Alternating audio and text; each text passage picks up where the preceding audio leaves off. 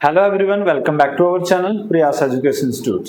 तो आज की इस क्लास के अंदर हम पढ़ेंगे भी हमारा जो चैप्टर कंटिन्यू करेंगे उसको admission of partner. Admission of partner में हम बहुत सारी कंसेप्ट हमने कंप्लीट कर लिए, जैसे कि सैक्रिफाइस रेशियो, न्यू रेशियो और अकाउंटिंग ट्रीटमेंट ऑफ गुडविल, चाहे वो कैश की फॉर्म में है या विदाउट कैश है या फिर प्राइवेटली पेड किया गया। इतने सारे टॉपिक आपके कवर होते हैं। तो आज हमारा एक नया टॉपिक आता है इसी चैप्टर में, जिसका नाम है रिवैल्यूएशन अकाउंट। रिवैल्यूएशन आपका एक ऐसा कॉमन टॉपिक है जो आपका सेकंड चैप्टर में, थर्ड चैप्टर में, फोर्थ चैप्टर में, यानी कि एक आपका रिकॉन्स्टिट्यूशन में या फिर आपका एडमिशन या रिटायरमेंट, तीनों ही के चैप्टर्स के अंदर ये रिवैल्यूएशन अकाउंट बनाना आपको जरूरी है।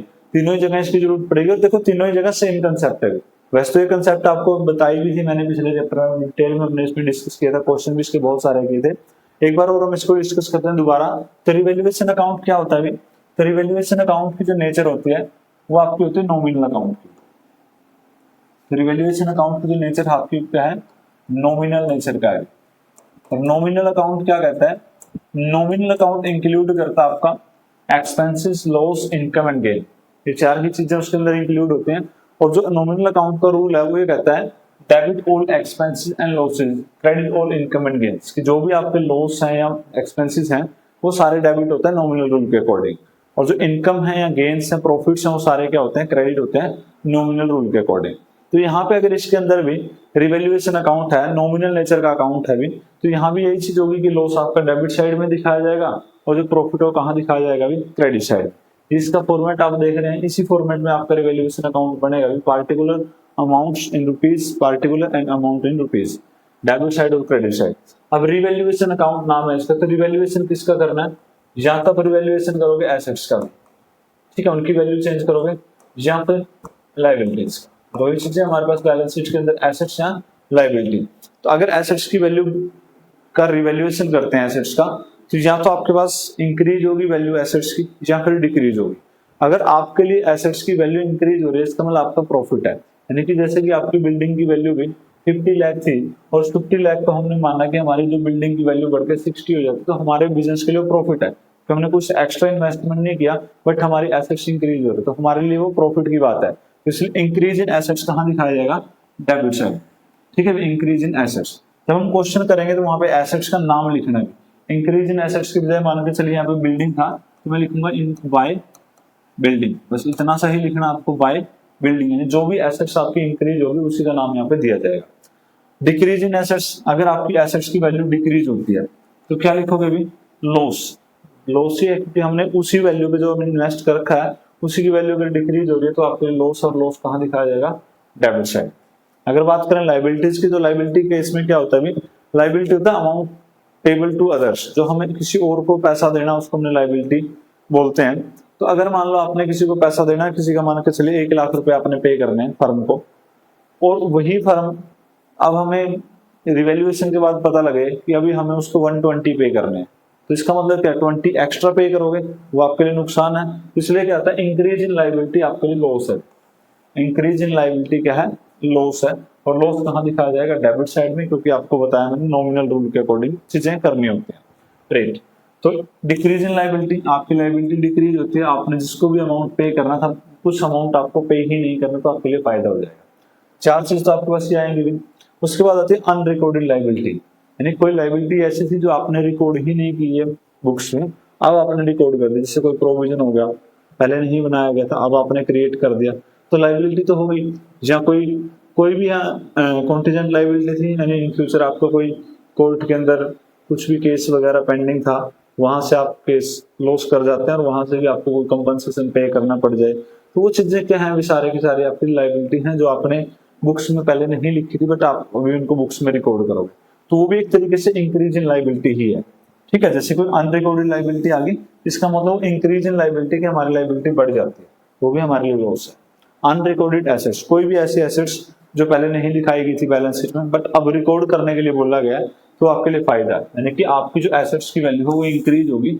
अनरिकॉर्डेड एसेट्स कहाँ दिखाई जाएगी? क्रेडिट साइड में दिखाई जाएगी नॉमिनल रूल के अकॉर्डिंग। Clear point. उसके बाद आइए, अब ये 6 चीजें आ गई। अभी यहाँ पे क्या होता है? पार्टिकुलर उस एसेट्स का नाम या उस लायबिलिटी का नाम लिखा जाएगा, चाहे क्रेडिट है चाहे डेबिट है। क्रेडिट करनी है तो by building, by land, by property, जो भी है इंक्रीज हो रही है या लायबिलिटी इंक्रीज हो रही है, तो 2 क्रेडिटर्स वगैरह जो भी आपको लिखना है, उस एसेट्स या उस लायबिलिटी का नाम नहीं लिखना है सीधा। अब नॉमिनल नेचर है, तो अगर क्रेडिट साइड ज्यादा आ गई तो प्रॉफिट ज्यादा होंगे, डेबिट साइड ज्यादा आ गई तो मतलब लॉस ज्यादा होंगे। तो यहाँ पे अगर क्रेडिट का टोटल आपका ज्यादा आता है तो क्या होगा, आपके पास प्रॉफिट आएगा। और प्रॉफिट कहाँ ट्रांसफर होता है, profit transfer to old partners capital account in old ratio. Ratio में कौन सा जाएगा, in old ratio, in old ratio. Clear. और अगर मान लो डेबिट साइड ज्यादा हो जाएगी, ठीक है, डेबिट साइड ज्यादा हो जाए तो लॉस ज्यादा हो रहे हैं, तो आपका कहां जाएगा, by loss transfer to old partners capital account in old ratio. Old ratio में ही जाता है तो हमेशा, ठीक है भाई। तो ये था आपका रिवैल्यूएशन अकाउंट। अब देखो बहुत सारे क्वेश्चंस में इसके अकाउंट बनाने के बजाय क्या बोलते हैं कि एंट्री करनी है जी आपको। तो एंट्री कैसे करोगे, देखोगे रिवैल्यूएशन अकाउंट डेबिट, अगर टू में कोई चीज आ रही है तो revaluation account debit to decrease in assets. मान के चलिए आपकी प्लांट की वैल्यू डिक्रीज होगी तो आप क्या लिखोगे, टू प्लांट, ऐसा लिखना पड़ेगा भी आपको। और एंट्री कैसे करोगे, revaluation account debit to plant, revaluation account debit to increase in liability, कोई भी लायबिलिटी इंक्रीज हुई तो revaluation account debit to unrecorded liability. और अगर प्रॉफिट होता है तो revaluation account debit to old partners capital account, ठीक है, to A to B to C जो भी होगा। क्रेडिट इस साइड की एंट्री कैसे पास करोगे, बाय का मतलब होता है डेबिट, तो ये टर्म होगी debit. Increase in assets account debit to revaluation, decrease in liability to revaluation, unrecovered assets account debit to revaluation. और लॉस आता है तो partners capital account debit to revaluation. Clear point. ऐसे एंट्री करना बड़ा आसान है अगर आपको रिवैल्यूएशन की कंसेप्ट क्लियर पता है, क्यों कौन सी चीज डेबिट में आते हैं क्यों क्रेडिट में आते हैं, तो उसके हिसाब से रिवैल्यूएशन की एंट्री बनाना बड़ा आपके लिए आसान हो जाता है। क्लियर है पॉइंट भी। अब हम देखते हैं नेक्स्ट, जैसे एंट्री करनी है आपको भी, और एंट्री करने के बाद क्वेश्चन पे डायरेक्ट आते हैं। क्वेश्चन कैसे इसके किए जाएंगे, तो फर्स्ट क्वेश्चन आपको दे रखा है क्वेश्चन नंबर 47। 46 तक हमने क्वेश्चन कंप्लीट कर लिए थे, एक एक डिटेल में क्वेश्चन मैंने आपको करवाया। आज हम आए हैं क्वेश्चन नंबर 47 पे।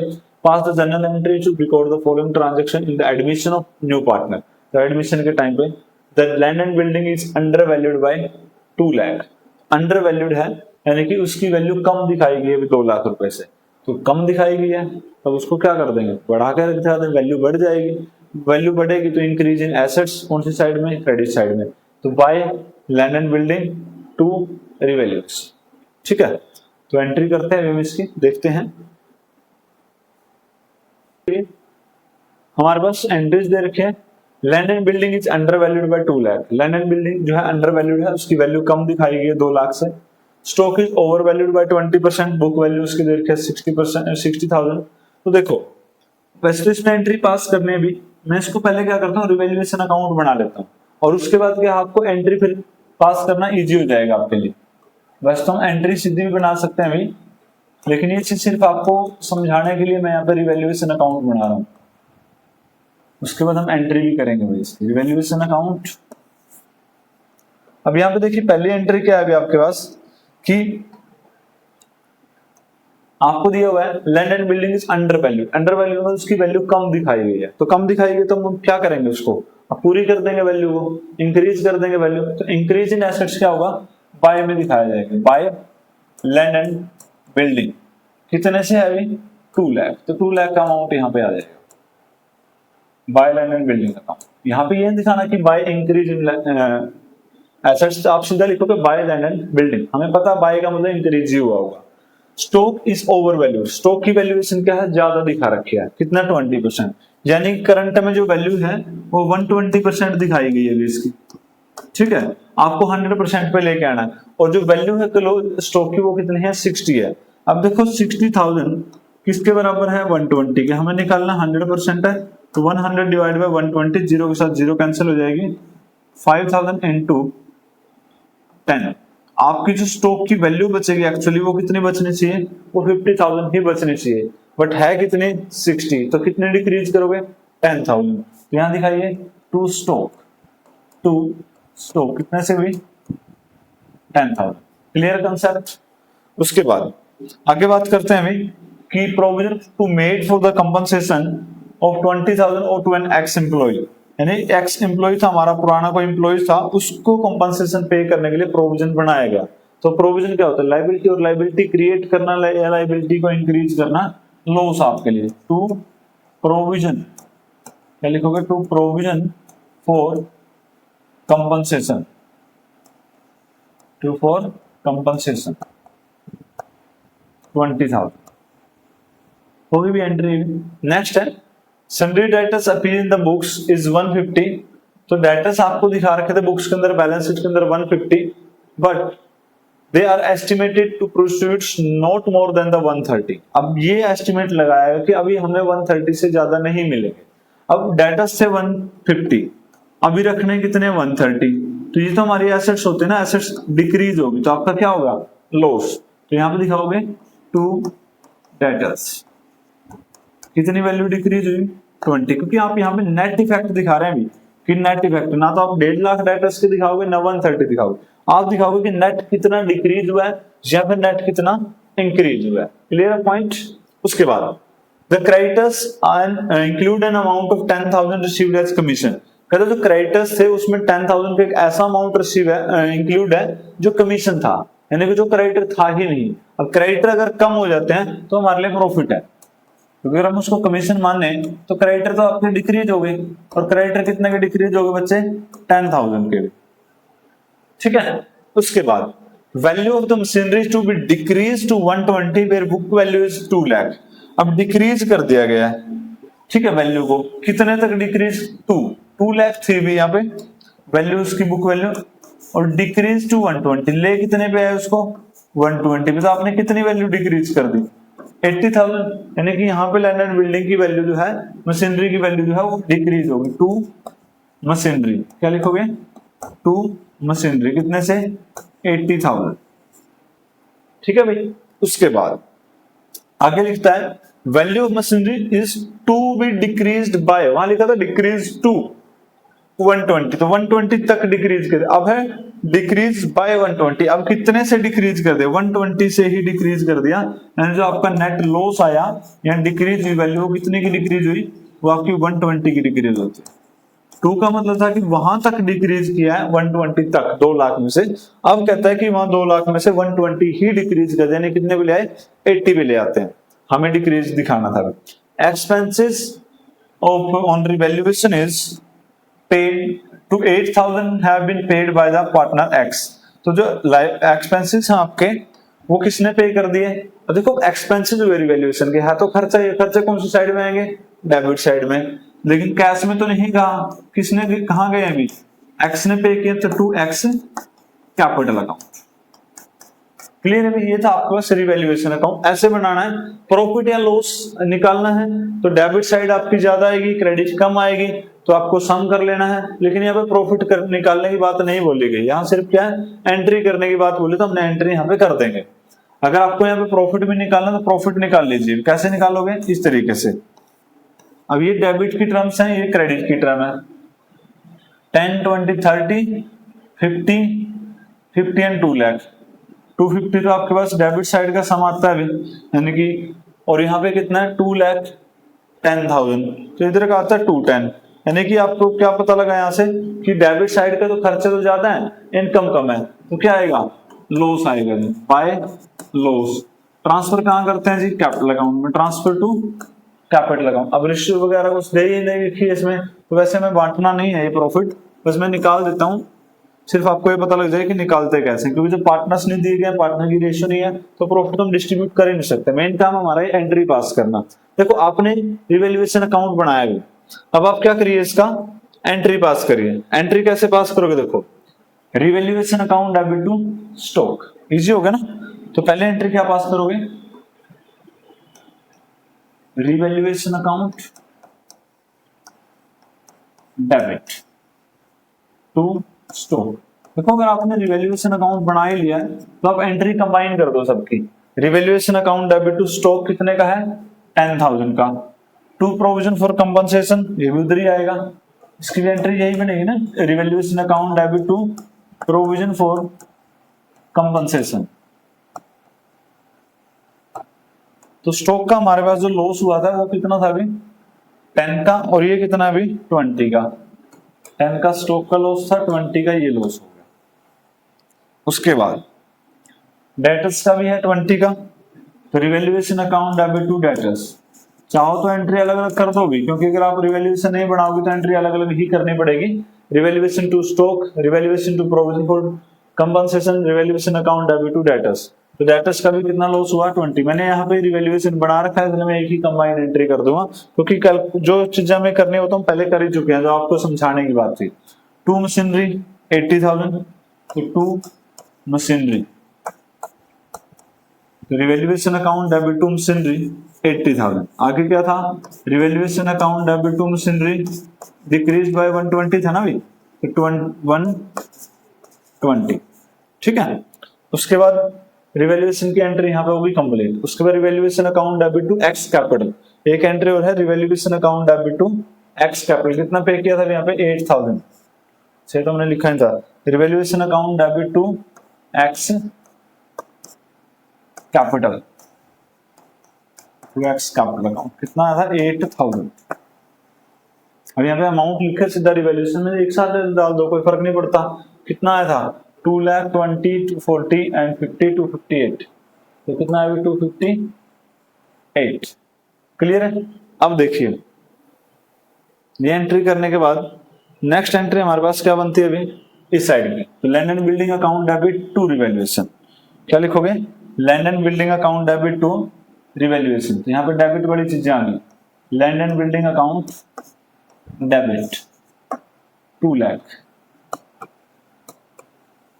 इसके बाद क्या आएगा अभी आपके पास, creditor account debit to revaluation. तो बाय क्रेडिटर हो जाएगा, बाय क्रेडिटर यानी क्रेडिटर अकाउंट में डेबिट। कितने से 20 था,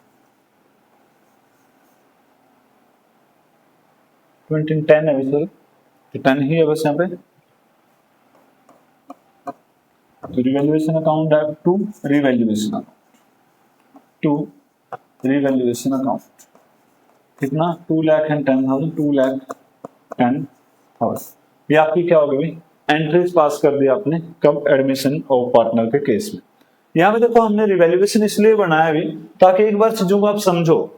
अगर किसी ने पिछले क्लासें नहीं भी देखी हैं लास्ट चैप्टर की, तो यहाँ से आपको समझ आएगी रिवैल्यूएशन होता क्या, इसलिए आपको डिटेल में करवाया गया दोबारा से, ठीक है। तो ये ऐसे अकाउंट बनेगा, ऐसे एंट्री होगी, revaluation account debit to stock to, मतलब अकेले एंट्री कर दो, रिवैल्यूएशन अकाउंट डेबिट स्टॉक। अगली एंट्री क्या कर दो, revaluation to provision for compensation. अगली एंट्री कर दो रिवैल्यूएशन टू डेटर्स। अगली कर दो रिवैल्यूएशन टू मशीनरी, फिर रिवैल्यूएशन टू मशीनरी, फिर रिवैल्यूएशन टू एक्स कैपिटल। अलग अलग लिख दो, कोई दिक्कत नहीं है, क्योंकि अब जब आप अकाउंट नहीं प्रिपेयर करोगे तो आपको अकेले एंट्री ही करनी पड़ेगी। या हमने अकाउंट प्रिपेयर कर लिया था इसलिए हमारे पास सारा डाटा अवेलेबल था, हमने डायरेक्ट एंट्री कर। क्लियर है पॉइंट। उम्मीद करते हैं क्वेश्चन समझ आया होगा अच्छे से। चलते हैं नेक्स्ट क्वेश्चन के ऊपर, क्वेश्चन नंबर 48। देखिए भी क्या कहता है क्वेश्चन नंबर 48। कहता Ayushi Srishti are partner sharing profit in ratio 3:2। जो 3:2 की रेशियो भी आपके पास, their balance sheet show the stock 310, machinery 495, debtors जो दिखा रखे हैं 6 लाख दिखा रखे हैं, क्रेडिटर 347 है। They admit Tina as a partner and new ratio is agreed for 3:2। The following terms were agreed. क्या क्या एग्री हुआ भाई, मशीन जो है वो रिवैल्यूएट करेगी, ओवर वैल्यूड है बाय 10%। अनरिकॉर्डेड डेटर्स जो है वो 20 के हैं, वो हमें रिकॉर्ड करने हैं। फिर उसके ऊपर आपको प्रोविजन बनाना है, डाउटफुल डेब्ट्स को 10% क्रिएट करना है। उसके बाद कहता है क्रेडिटर जो 27 के नॉट लाइकली टू पेड या पेड नहीं करने, तो ये भी आपके लिए प्रॉफिट होगा। Srishti share in loss of revaluation. तो सृष्टि का जो शेयर है वो लॉस ऑन रिवैल्यूएशन में 36 है। You are required to calculate the revaluate value of stock. Okay, तो क्वेश्चन वही रिवैल्यूएशन का ही अभी आसान सा ही क्वेश्चन है, ज्यादा मुश्किल नहीं है क्वेश्चन। वही एंट्री पास करने, बनाइए एक बार रिवैल्यूएशन अकाउंट। रिवैल्यूएशन अकाउंट ये आपके पास परफॉर्मा है अभी, particular amount in rupees and again particular amount in rupees. आपके पास आएगा अमाउंट पार्टिकुलर अमाउंट। अब देखिए यहां पे क्या बोल रहा है इसने क्वेश्चन में, देखो बैलेंस शीट की कुछ टर्म्स आपको दे रखी हैं, जैसे स्टॉक है, मशीनरी है। अब उसमें से कुछ रिवैल्यूएशन की टर्म थी, किन किन चीजों पे एग्री किया गया। Machinery is over valued bye 10%। Machinery की वैल्यू ओवर वैल्यूड है भी 10% से, तो इसको कम कर देंगे। और मशीनरी को अगर आप कम करोगे तो आपके पास क्या आएगा, लॉस हो जाएगा। मशीनरी की जो वैल्यू थी हमारे पास वो 495 थी भी। अब 495 की अगर वैल्यू थी आपके पास और ये 10% से ओवर वैल्यूड थी, इसका मतलब कितनी वैल्यू गिवन है, 110% वैल्यू होगी अगर ओवर वैल्यूड है तो। अब उसको कम करोगे यानी कि कितनी वैल्यू निकालनी है आपको, 10% से कम करना है, और अगर एक्चुअल वैल्यू निकालनी है तो 100% निकालनी है। तो कैंसिल होगी, जीरो के साथ जीरो, 11 पे जाएगा, 11 4 जा 44 5 जा, तो 45,000 क्या करोगे आप, डिक्रीज कर दोगे, यानी आपकी जो मशीनरी की वैल्यू डिक्रीज होगी वो कितनी डिक्रीज होगी भी, 45,000। ठीक है, क्योंकि हमारे पास 110% वैल्यू दी थी, हमने 100 में कन्वर्ट कर दिया उसको। अनरिकॉर्डेड डाटा से आपके पास 20,000 के, तो ये अनरिकॉर्डेड डाटा से तो आपके लिए प्रॉफिट हो गया 20,000 का, होगी 20,000 का क्या होगा, प्रॉफिट हो गया, ऐड करने वाली चीज है। उसमें से कहता है and into the books provision for doubtful debts 10%। अब प्रोविजन क्या होता है, लॉस होता है। अब प्रोविजन कितने में बनेगा, हमारे पास जो डाटा है उनकी वैल्यू है 6 लाख प्लस 20, तो प्रोविजन इसके ऊपर भी बनेगा ना। अब 6 लाख और 20,000 का जो प्रोविजन है वो कितना बनेगा, अभी टोटल 62 लाख और 62,000 बनेगा। तो हमारे पास प्रॉफिट तो हो रहा है अभी 20 का जो प्लस की वैल्यू है, जबकि लॉस कितना हो गया 62 का।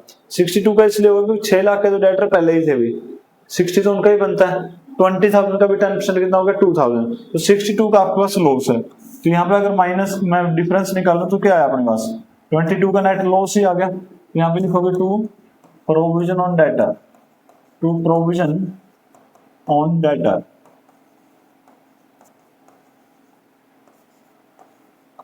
$42,000। क्लियर है। उसके बाद आगे बोलते हैं creditor of 27,000 are not likely paid, यानी क्रेडिटर 27,000 के तो आपको पे ही नहीं करने होंगे। अगर पे नहीं करोगे तो बाय क्रेडिटर, ये तो आपके पास सीधा ही प्रॉफिट होगा 27,000 का। ठीक है, अब उसके बाद इसने क्या बोला क्वेश्चन के अंदर लास्ट लाइन में कि सृष्टि जो है in loss of revaluation, loss on revaluation आया भी हमारे पास फाइनली, और उसमें जो सृष्टि का लॉस है वो 36,000 का है। तो आपको बताना है कि जो स्टॉक की रिवैल्यूएशन ऑफ वैल्यू होगी वो क्या होगी। अब देखो लॉस कौन सी साइड में आएगा, debit by loss on revaluation, by loss on revaluation, या तो ओल्ड पार्टनर्स में बंटेगा भी, एक हमारे पास आयुषी और दूसरी पार्टनर है सृष्टि।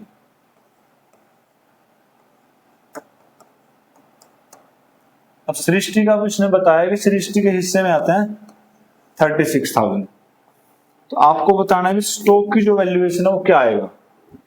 अब एक चीज देखो भी, क्वेश्चन के अकॉर्डिंग अगर हम देखें, सृष्टि को हुआ लॉस भी 36 का, और लॉस कितने हिस्से के लिए हुआ, जो सृष्टि और आयुषी की जो रेशो वो 3:2 है, यानी इसका शेयर कितना है 2, और 2 में इसको लॉस होता है 36 का, तो टोटल लॉस होगा हमारे पास 5/2, क्योंकि इसका जो शेयर था वो 2/5 था।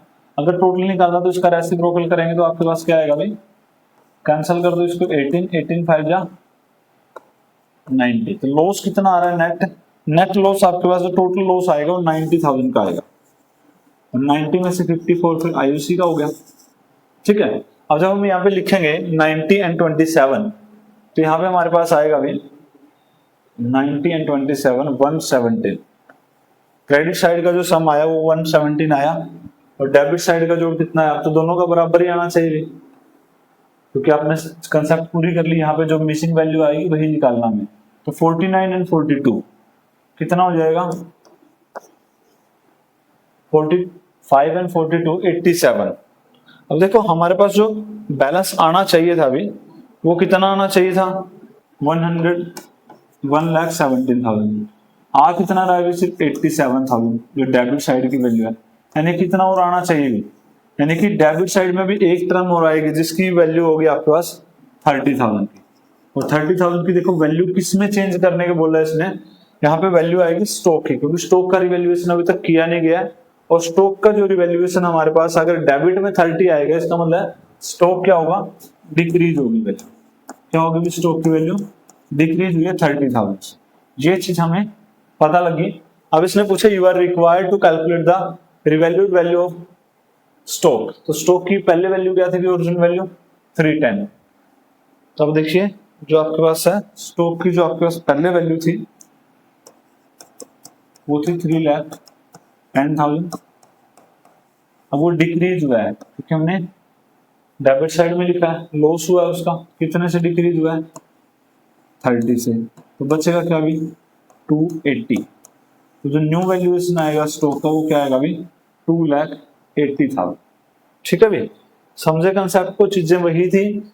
पहले क्या था क्वेश्चन में कि यहाँ पे आपको डिक्रीज वैल्यू देता था, आपको प्रॉफिट या लॉस कैलकुलेट करना था। अब आपको लॉस दे दिया तो यहाँ पे जो मिसिंग वैल्यू है आपको वो निकाल लिया, अपनी मिसिंग फ्रीक्वेंसी वो यहाँ पे निकल जाएगी। ठीक है 30,000, और वहां से आपको पता लगा कि एक्चुअल में जो स्टॉक है वो डिक्रीज हुआ अभी 30 से, तो 310 का पहले था 30, अगर और डिक्रीज हो जाता तो हमारे पास कितना बचेगा 280। क्लियर है पॉइंट। देखिए आगे चलते हैं क्वेश्चन नंबर 49 के ऊपर। तो ये था भी हमारे पास क्वेश्चन नंबर 48, और आज की इस क्लास के अंदर हम इतना ही करें क्योंकि अगला जो क्वेश्चन आपका, अगले क्वेश्चन के अंदर आपको क्या है कैपिटल अकाउंट की कंसेप्ट भी आपको बतानी है, बैलेंस शीट भी बनानी है, रिवैल्यूएशन भी बनानी है।